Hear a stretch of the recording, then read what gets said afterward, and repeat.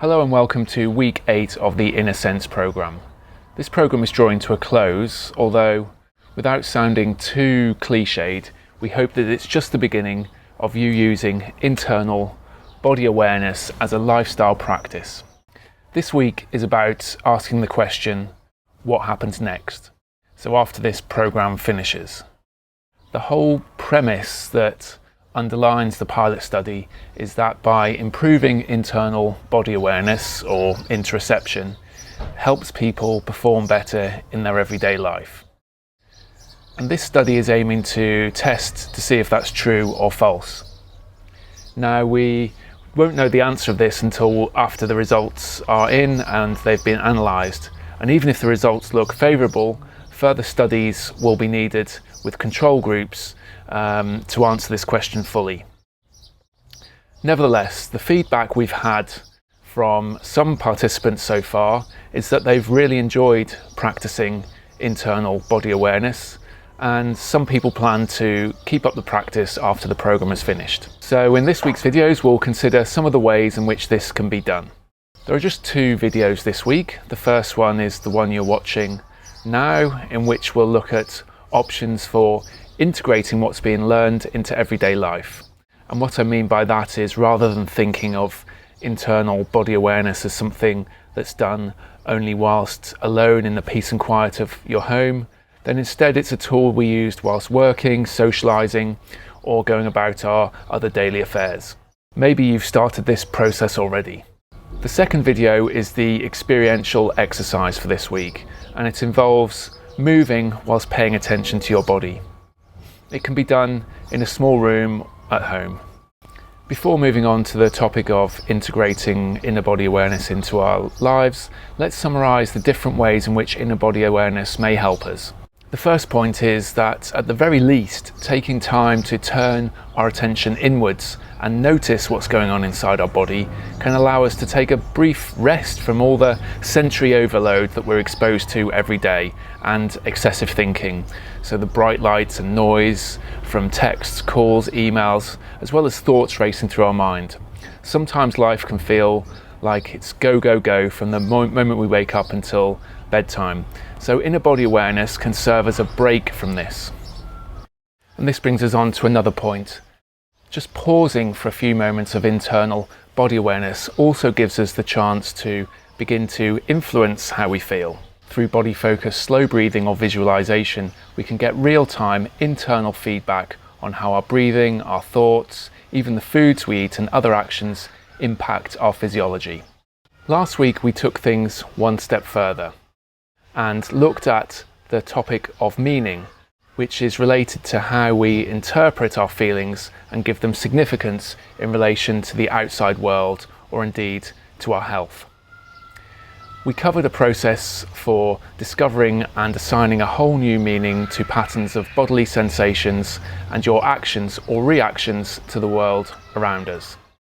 It's also an opportunity to review and realign how you feel internally with goals you have or challenges you'd like to overcome, to check if your current beliefs may be holding you back, and the potential to reprogram deeply held long-term patterns of bodily reactions and thoughts.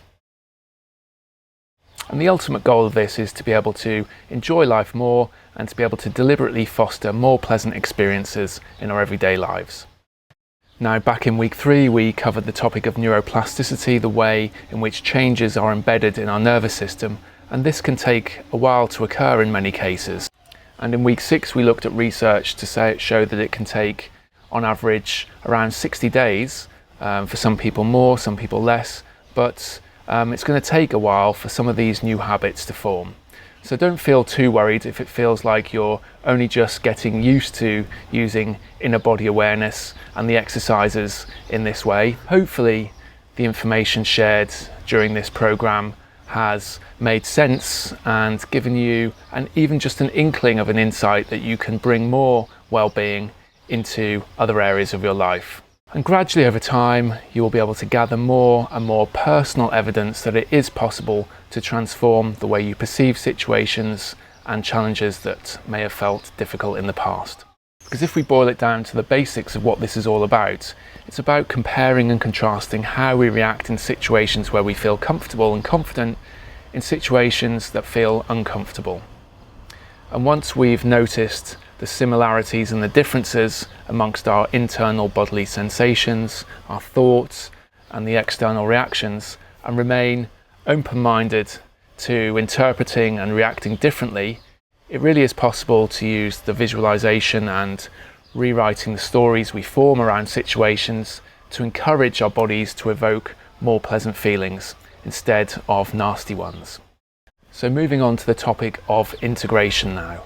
There's a whole plethora of approaches that use internal body awareness, and I'll cover some of those in just a moment.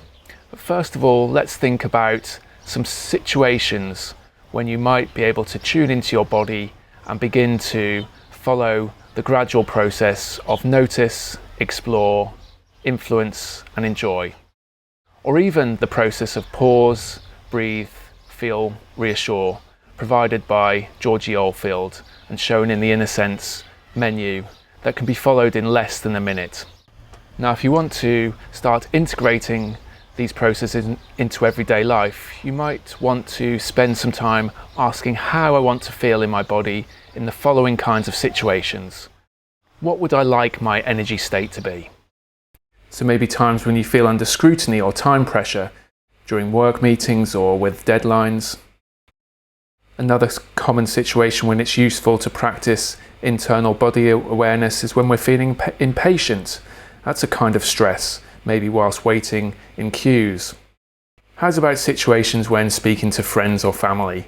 And personally for me, this can be the hardest. From the viewpoint of neuroplasticity, our long-standing patterns of behaviours or expectations about what we think our nearest and dearest might be about to do, or what they might be implying or meaning, it can be really useful to practice internal body awareness or the pause, breathe, feel, reassure process in these situations.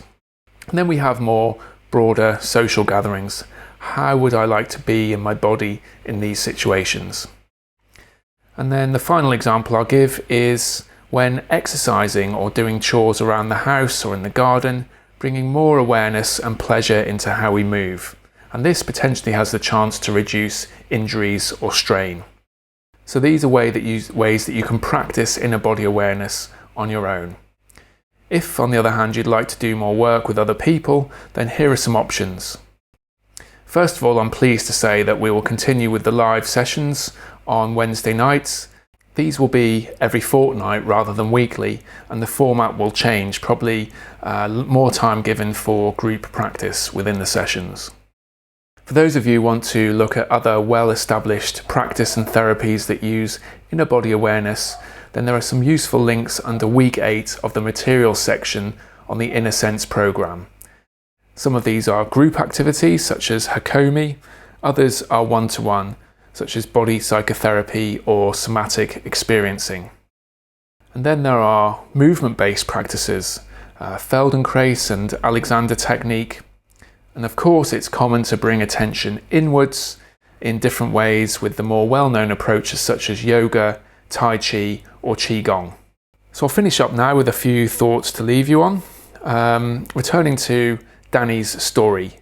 He had this crippling reaction to social events and travel for holidays that was holding him back, despite a strong desire to do those very things with his family. Learning about interoception and inner body awareness practices gave him a new tool to help soothe himself, other than just thinking about his way out of distress with positive thinking, which wasn't always working. He reached the point of challenging the belief that I know I'm going to suffer, and discovered a new possibility that I can cope and that there are times when I do enjoy elements of each of these situations. So he's made massive improvements, but the reality is it's still ongoing work for him. He still has some setbacks. When stress builds up from work and other factors, it makes it more likely that he'll worry about future events. However, now he's much more confident that he can work through these feelings and recover faster. And I predict that over time, the issue will become less and less significant for him. We'll finish this video with a few thoughts about body budgeting and energy levels. Now, the body budgeting idea that we've used throughout this program is used to help us understand that our brain and our body manages energy levels and resources over time by predicting how much it will need and by dialing up and dialing down functions throughout our body to accommodate these predictions. So rather than just waiting for things to happen and reacting, we anticipate and guess and adjust our physiology. However, sometimes the predictions are unhelpful and based on assumptions that are not necessarily relevant. So I want to finish with a thought about energy levels in our body to help emphasize how real and important this concept is. Each and every one of the trillions of cells in our body are like little batteries. The voltage of a normal battery is a measure of how big the difference between electron grabbers and electron givers is. Just like batteries, every cell in your body creates its voltage by separating electron grabbers and givers across a fat-like membrane. If you've ever used a thirst-quenching electrolyte drink to replace minerals after exercise or a bout of diarrhea, what you're actually doing is replacing the materials needed to recharge yourself and your body to perform work. Just like a battery needs correctly charged iron stored in the correct places, we also need correct charges stored in the correct places to power our physical apparatus. We need to keep ourselves charged up if we are to continue making life happen. Now, this is fairly common knowledge in biology. Standard cell biology or anatomy and physiology textbooks will show that battery-like charges power life on Earth. It's referred to as the resting cell membrane potential. So next time you hear someone or maybe yourself saying, "I'm feeling drained," or "need to recharge my batteries," there's some truth in this. Our feelings and our emotions are our guides, not only to how our energy levels are now, but also the prediction for how we budget energy in the future based on past experiences. So the job of our brain and body is to regulate these resources. And hopefully from this program you'll have more insight and be able to respect and honor your body's energy levels and be able to direct your physiology into a more energy efficient state and away from energy demanding stressed state if it's not needed. I'll finish here for this video. It's time to move on to the final video of this program, the experiential exercise. Thank you very much.